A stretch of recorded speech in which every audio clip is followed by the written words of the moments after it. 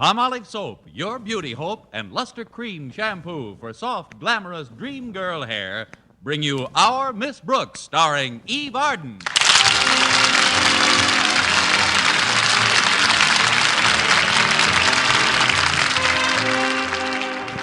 Like many of her colleagues in the teaching profession, our Miss Brooks, Madison High School's English teacher, watched the year 1948 come to an end with mixed emotions.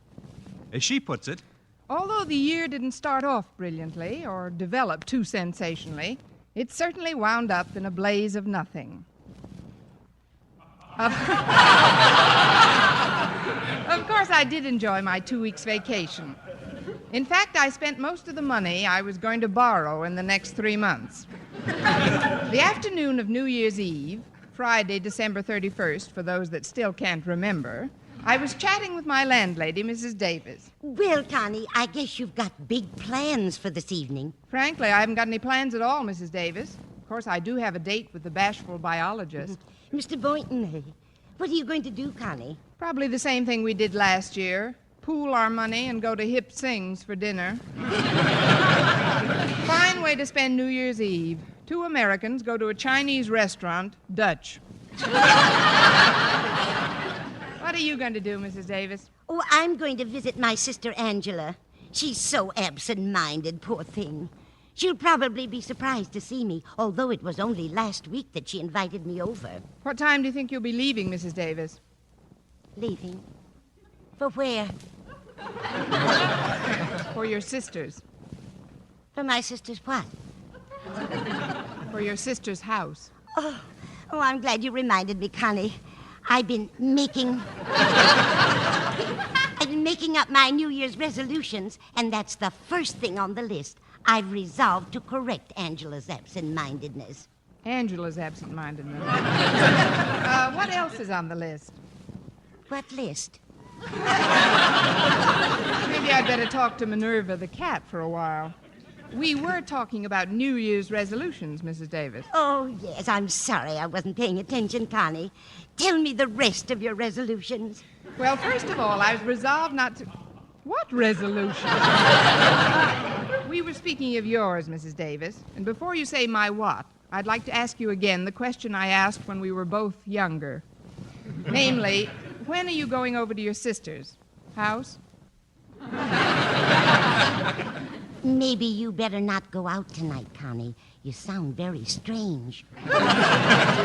It's just the way you're listening. Or are you, Mrs. Davis? Of course I'm Mrs. Davis.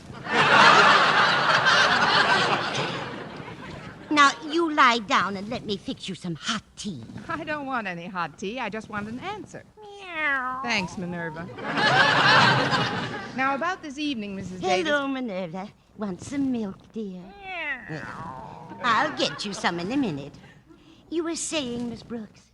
This evening? Your sister's house? Yes, I'm going over there tonight.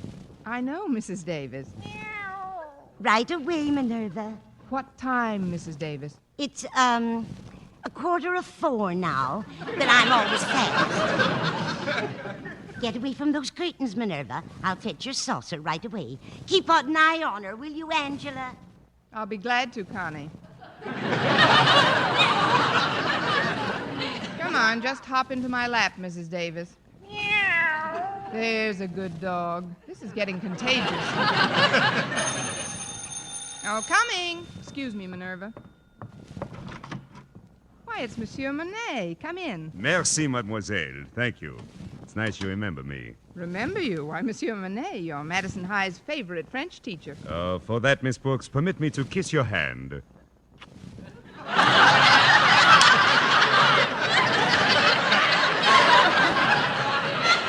Well, let's not give the other hand a complex. Certainly not. Shall we go into the living room? I trust that I'm not arrived at, how you say, inopportunity time. What? Oh, no, this is very opportunity time. Won't you sit down, Monsieur Monet? Oh, thank you, Miss Brooks. But now that I'm teaching in America, I would appreciate it if you would call me in America. All right, what's your number? No. I mean, call me Mr. Monet instead of Monsieur. Oh, certainly. Here you are, Kitty. Here's a nice saucer of... Oh, I didn't know anyone had come in. This is Mr. Monet, Mrs. Davis, our new French teacher at Madison. Oh, how do you do, Mr. Monet? How do you do, Mrs. Davis? I kiss your hand, madame. I'll hold your saucer, madame. A lovely lady with a lovely hand. Stick out your paw, Minerva. You're next. If Mr. Monet came over to see you, Connie, I'm sure he doesn't want to talk to Minerva. I'll just take her into the kitchen. Come along, dear. There's a good kitty. Come drink your milk out here. So nice to have met you, Mr. Monet. Likewise, I'm sure. She's very nice here, Mrs. Davis. But why she run away so fast? In the words of some of my pupils, why she took some powder and put it on the lamb? Took some powder. Oh, you mean she took a powder or took it on the lamb? Mais oui, she flew out of here like a bat out of the... Mr. Monet.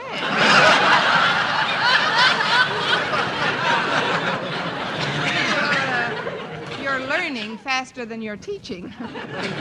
No, Mrs. Davis was just being tactful. I guess she thought you wanted to be alone with me. Alone with you? But why, Miss Brooks? I'm a married man. Oh, I know, but Mrs. Davis doesn't know about your wife, Mr. Monet. Oh, Miss Brooks, I don't know what plans you have made for New Year's Eve, but my wife, Elaine, and I would be very flattery if you would join us. Well, thanks, Mr. Monet. I'm flattery that you should ask me. But as far as I know, Mr. Boynton is taking me out tonight. Oh, then you both must come. You see, this is not an ordinary party, Miss Brooks, although we're all going to wear evening clothes and try to have the best possible time. Elaine and I, we realize that among school teachers, there are very few, how do you call it, malted millionaires? Some of us are too thick to drink with a straw. What you're trying to tell me is that the evening won't cost much money, is that right? Oh, it will cost you no money, Miss Brooks, but there is an admission charge. Pint of blood? No, just some old clothes. You see, I am in charge of a committee to send clothing to the poor people in France. Any sort of clothes would do, Miss Brooks. Anything that is made of cloth. Why, that sounds like a wonderful idea, Mr. Monet. I'll be delighted to come. And Mr. Boynton, do you speak for him as well? Mr. Boynton has been spoken for many times. The trouble is he doesn't answer. Oh, you mean about tonight? Yes, Mr. Monet. I feel sure I can speak for Mr. Boynton. Oh, fine. I'll be leaving then. I'll walk you to the door, Mr. Monet. Oh, my address is 9066 Shoreham Drive. Try to get there before 10. And I'm sure that as my students say, we will have a ball. I'm sure that we will. Yes, until tonight then, Miss Brooks. Stay in the groove. Oh, Natch, Mr. Monet, Natch. And Mr. Monet, Yes? don't take any wooden francs.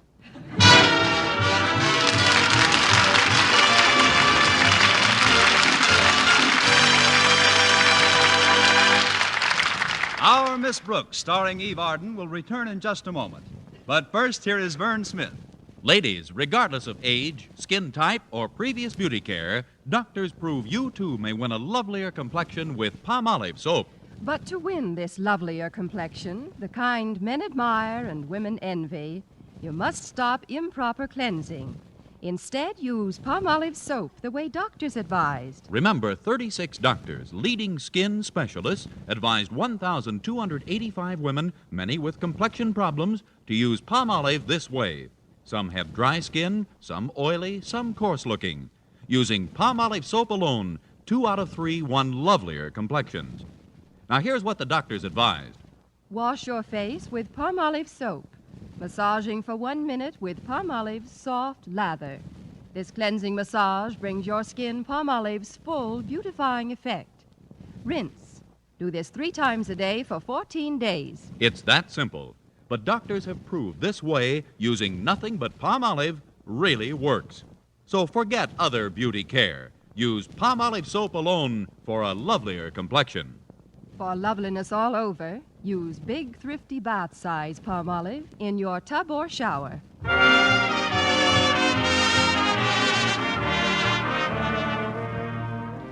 After Mr. Monet left, I tried to get Mr. Boynton on the phone to tell him about the invitation. But ours is a party line, a 4-party line to be exact, and every time I picked up the receiver, it was in use. Always careful not to lose my temper, I sat by the phone and drummed lightly on the top of the table, until my 5 fingernails were impaled in the mahogany. Then I tried it once more. As sure as my name is Lucy Schofield, that's the only way to treat men, Emma. Believe me, if I had to do it all over again, Emma, excuse me a minute, dear. I think I smell my roast burning in the kitchen. Now, that's a coincidence, Lucy. I smell my drapes burning in the living room. Hang up now. I'll call you back. So much for Emma and Lucy. I'll try it again. Oh, it worked. At least I can dial now. I hope Lucy doesn't think Emma was kidding her. Happy New Year, Daisy. Is Fred there?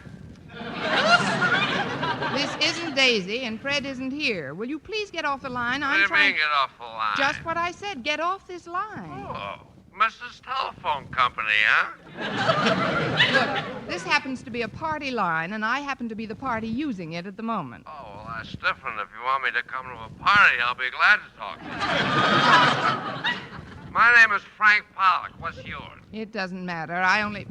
Say, Frank. Frank, are you still there? Sure, I'm still there. That was mighty nice of you to call me, Daisy. What I think of the way I treated you. The shameful, horrible way I treated you. Don't cry, Frank. I had it coming. No. Now, will you please hang up? Your bottle is falling out of the chandelier. Well, thanks, Daisy. You're a great girl. And tell Fred to give me a buzz when he gets in. Bye now. He's getting an early start. When a body meets a body, he's had too much rye. Hello? Hello, Mr. Boynton. This is Miss Brooks. I assume we still have a date for tonight. Tonight? Oh, this is Friday, isn't it? Yes, December 31st. 31st, eh? Yes, you know, the day we celebrate the appearance of the first enchilada north of Laredo, Texas. I know it's New Year's Eve, Miss Brooks. What are we going to do to kill a few hours together? We'll think of something, you mad, impetuous boy. As a matter of fact, that's why I called. Mr. Monet and his wife are having a little impromptu party at their house, and they've invited us. What kind of party? Well, you have to have some old clothes, and then you should... Hello? Is that you, Emma? I didn't quite understand you before. No, this is not Emma. This is your friendly, cooperative party line neighbor. Oh, the magpie. Miss Brooks, who are you talking to? I'm talking to Nonstop Nellie, the human dial tone. Now, will you please stop this filibuster and get off the line? Well, the phone company will hear about this. Are you there, Miss Brooks? Yes, Mr. Boynton. As I started to tell you, although it's a formal party, we're supposed to have some piece of apparel that we can... Happy New Year. Oh, not again. Who's that? Well, it's about time you got home, Fred. That is not Fred. Oh, it isn't, huh? No, it isn't. As Fred's oldest and closest friend, I demand to know who it is. Now, see here, old man. I'm not your old man. I don't even know where your old man is. I don't even know where my old man is. New Year's Eve, and I don't even know where my old man is. Oh, look, Mr. Boynton. We'd better hang up now. You can't, Daisy. You can't hang up. Not without you tell me where my old man is. Daisy. Listen, Mr. Nobody Boynton. wants to tell me where All my you have old to man do is bring some old clothes with you. What's that? I don't hardly hear you. People talking where their So old put man on your is. tux, bring But I some old thought you'd be clothes, different, and pick Daisy. me up in a couple Even of though I hours. gave you a pretty what deal. These presses come along and straighten you out. I'll see you later. Who introduced you to Fred? Tell me that. Who introduced you to Fred? You did, Frank, and I love you for it. But if you don't get off this phone, I'll have you thrown out of the bar you're calling from. Bar? Oh, is that where I'm calling from? Bless you, Daisy. You helped me find my old man. Sure, he's sitting on the stool next to me. I better hang up now. Fred hates it when I talk to strangers. Oh, Mrs. Davis. Yes, Connie? I wonder if you'd give me a hand. I've been invited to a formal party tonight, and I just don't know what to wear. Well, what have you got, Connie? Well, nothing. That is nothing but an old evening gown I've had for 5 years. Well, come on into your room, Connie, and we'll look it over. Here we are. Won't take long to find in my closet. Well, let's see. Here's a skirt and blouse. The suit I got 2 years ago. Here's one of the dresses I wear to school. Here's the other one. Oh, there we are. My pride and joy. Why, that's real pretty, Connie. And look at the fringe. Silly moths, they left the best part. While I'm in here, I'd better find something to donate as well. Donate? Yes, the price of admission to the party is some old clothing. I know I've got some because I've been wearing it. Oh, dear, I forgot to tell you, Connie, but just last week when the Goodwill truck came around, they pick up old clothes, too, you know.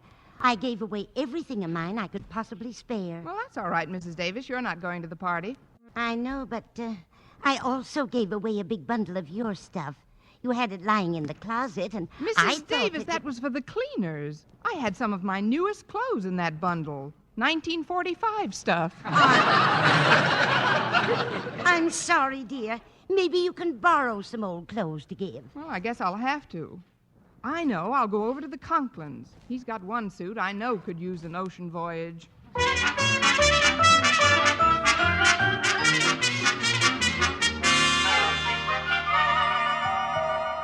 Coming.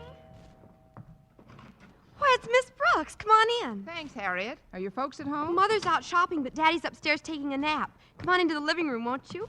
Walter Denton and I were just playing Pass It. Look who's here, Walter. Well, if it isn't my favorite English teacher.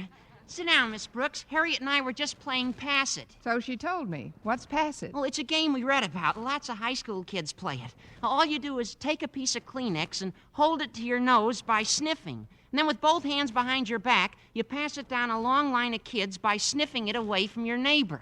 Oh. Sounds fascinating. But where's the long line of kids? Oh, it's just as much fun with the two of us. More. Yeah, saves wear and tear on the Kleenex, too. Harriet and I go steady. That's why I'm here. But what brings you to the dread sanctum sanctorum of your school principal during a holiday? Please, Walter. You make Daddy sound like an ogre. Yes, Walter. Just because Mr. Conklin is my superior at school is no reason for me to live in dread of him. Harriet! What is it, Daddy? Try to be a little more quiet, can't you? I've got to get some sleep. Sorry, Daddy. We'll be more careful. I don't think now is a good time to tell him you're here, Miss Brooks. You see, he's going to a big party tonight and wants to get some rest. Well, then maybe you kids can help me out. I've just got to get some old clothes somewhere right away. Why, Miss Brooks? The ones you've got on look fine. Thanks, Walter, I think. But I'm talking about clothes I can donate. Golly, Miss Brooks, Mother just gave away every stitch we could possibly spare to the Salvation Army. Wait a minute. Daddy's new tuxedo is being delivered today. And he's got an old suit of evening clothes that I'm sure Mother would love to see given away. Say no more, Harriet. Do you think you can get it without waking your father? Well, sure. It's right here in the hall closet. Here it is, Miss Brooks. This is the suit Daddy wore when he first became a principal. Let me look at that. I'll bet he was a sensation in these tales. Why? There are 3 of them. Let's see. Oh, that's just where one of them is torn. You could patch that up in a jiffy. Thanks very much, Harriet. It's cloth anyway. Well, I'll be getting along home now. Mr. Boynton's picking me up soon, and I've got to see if my evening gown still fits me. I've had it for over 5 years. Oh, I think that's nice, Miss Brooks. What's nice, Walter? How you and your evening gown have grown old together. Well, not that you're falling apart at the seams or anything. I mean, well, to me, you're still all wool and a yard wide. You have just failed in English for 1949. Would you care to try for 50?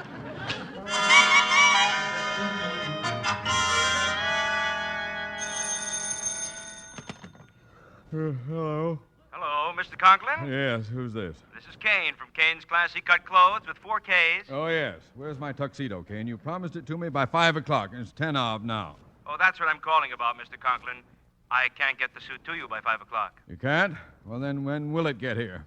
Next Tuesday. Next Tuesday? But I've got a very important party to attend tonight. Now, please, Mr. Conklin, don't yell at me. What? Yell at the Lapel Makers Union. They went out on strike yesterday. But isn't there something you can do? Somebody who can fix Now, this? calm yourself, Mr. Conklin. Even if I gave the suit to another shop to be finished, it wouldn't do any good. The buttonhole boys went out in sympathy. But how could you... Well, When did this... Now, How take were it you easy, able... Mr. Conklin. When my Take it suit- easy. There was My blood nothing- pressure is just as high as yours. So let's be good to ourselves and exercise some control. Control? But how can I... What will I... Even if I Now, have... there's no when use there's in reason both for- of us aggravating. Goodbye, Mr. Conklin. Happy New Year. Happy... Harriet! Yes, Daddy, we're here in the living room. Harriet, I've had a great disappointment. My tuxedo... Hello, Denton. Hi, Mr. Conklin. We're playing Pass It. Want to sniff this Kleenex off my nose onto your nose? I can think of nothing more loathsome to do. Harriet, do you know where your mother put my old suit of evening clothes? Your old suit, Daddy? Yes, I've got to wear it tonight. Oh, but that old evening suit isn't any good, Mr. Conklin. It would make you look like a head waiter in a cabaret. A head waiter in... That happens to be one of the finest dress Please, suits. Daddy. I gave it to Miss Brooks just a little while ago. She and Mr. Boynton are going to a party where you have to bring some old clothes to get in. What? That does it! Not only do my teachers openly flaunt my wishes about fraternizing, but they take my evening clothes along with them. Children, do you know what I'm going to do? No, we don't. But I know one thing. If I was Miss Brooks, I'd hop in bed and pull the covers up over my head.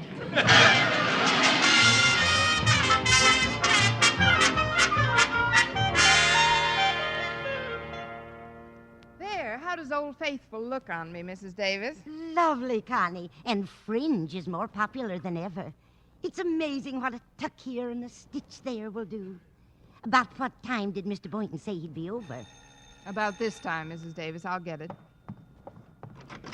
Good evening, Mr. Boynton. Won't you come in? Oh, thanks, Miss Brooks. Say, that's an interesting overcoat you have on.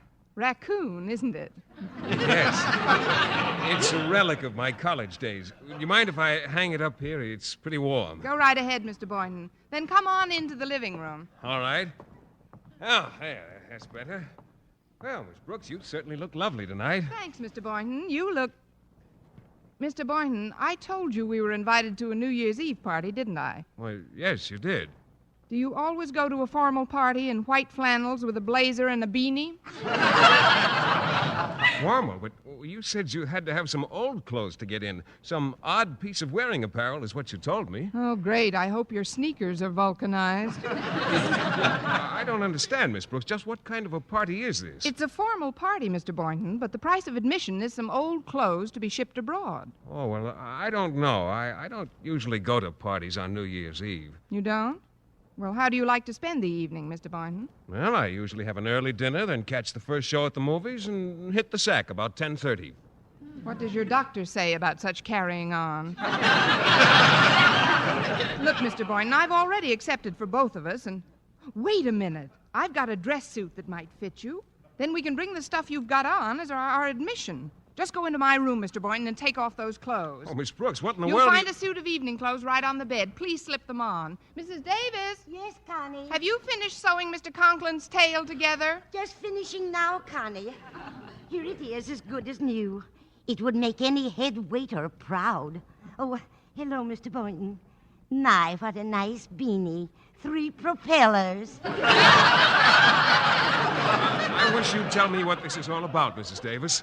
Well, you're going to an ideal source for information. Just take this suit and put it on, Mr. Boynton, please. Well, all right, Miss Brooks, but this is all highly irregular. Now, Mrs. Davis, let's go into your room. I want you to fix my hair in the back. I'm wearing it up, you know, and it's not quite high enough. My goodness, Connie, how high do you want it? High enough so that I'll have to stand on a chair to pull it down.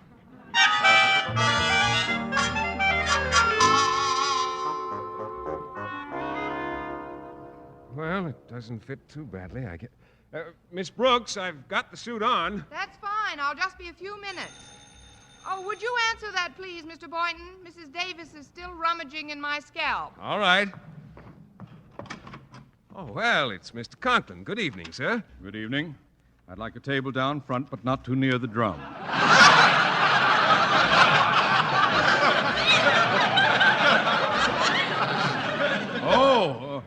Oh, it's you, Boynton. Yes, sir. Won't you come in? No, I won't come in. Boynton, how did you... When did you... Who gave you... If it What are you wasn't doing? New Year's Eve, I'd swear that Mr. Conklin had come by. Oh, it is you, Mr. Conklin. Miss Brooks, I demand the return of my evening clothes at once. Your evening clothes? I cannot tell a lie, Mr. Boynton. Take it off. Take it off? Take it off! Well, don't just stand there, Mr. Conklin. Applaud a little.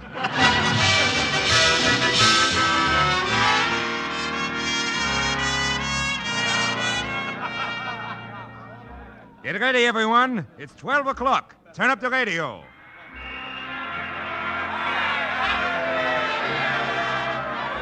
Well, Miss Brooks, nice party, no? Oh, very nice, Mr. Monet. Ah, but it's midnight now. The band is playing Auld Lang Syne, and everyone should be kissing someone. Where's your Mr. Boynton? Oh, haven't you heard, Mr. Monet? He hit the sack at 10:30.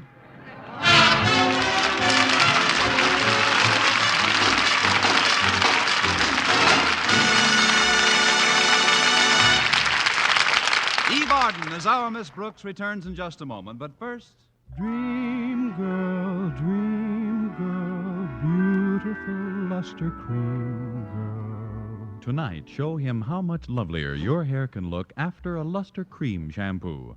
Only Luster Cream brings you Kay Daumit's magic formula blend of secret ingredients plus gentle lanolin. Gives loveliness lather even in hardest water. Glamorizes your hair as you wash it. Luster Cream, not a soap, not a liquid, but a dainty cream shampoo. Leaves hair fragrantly clean, free of loose dandruff, glistening with sheen, soft, manageable. Gives new beauty to all hairdos or permanents. 4-ounce jar, $1. Smaller sizes, either tubes or jars. Tonight, try Luster Cream shampoo and be a Dream girl, beautiful luster cream girl. You owe your crowning glory to a luster cream shampoo. and now, once again, here is our Miss Brooks. Well, Mr. Boynton didn't show me such an exciting New Year's Eve, but we had another date the next day, today. After spending the afternoon at the zoo, we came back to my house. Do you mind if I turn on the radio, Mr. Boynton? Oh, not at all, Miss Brooks, but I'm afraid I can't stay to listen to it. Why not?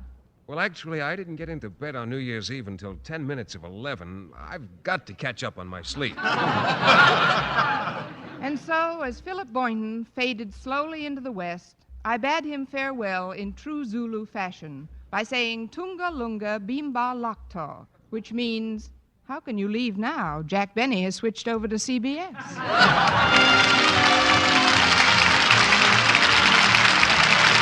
Next week, tune into another Our Miss Brooks show brought to you by Palmolive Soap, your beauty hope, and Luster Cream Shampoo for soft, glamorous dream girl hair. Our Miss Brooks, starring Eve Arden, is produced by Larry Burns, written and directed by Al Lewis, with music by Wilbur Hatch.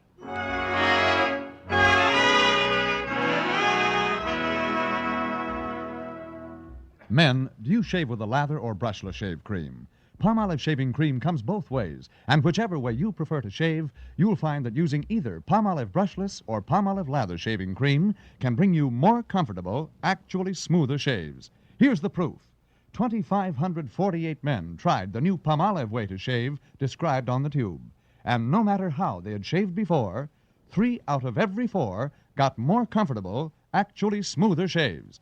Get Palmolive brushless or Palmolive lather shaving cream today.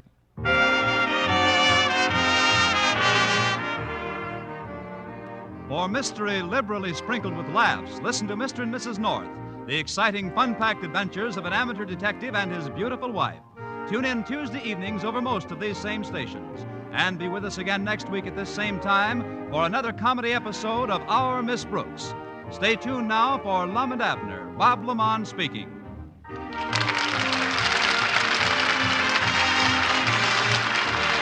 This is CBS, the Columbia Broadcasting System.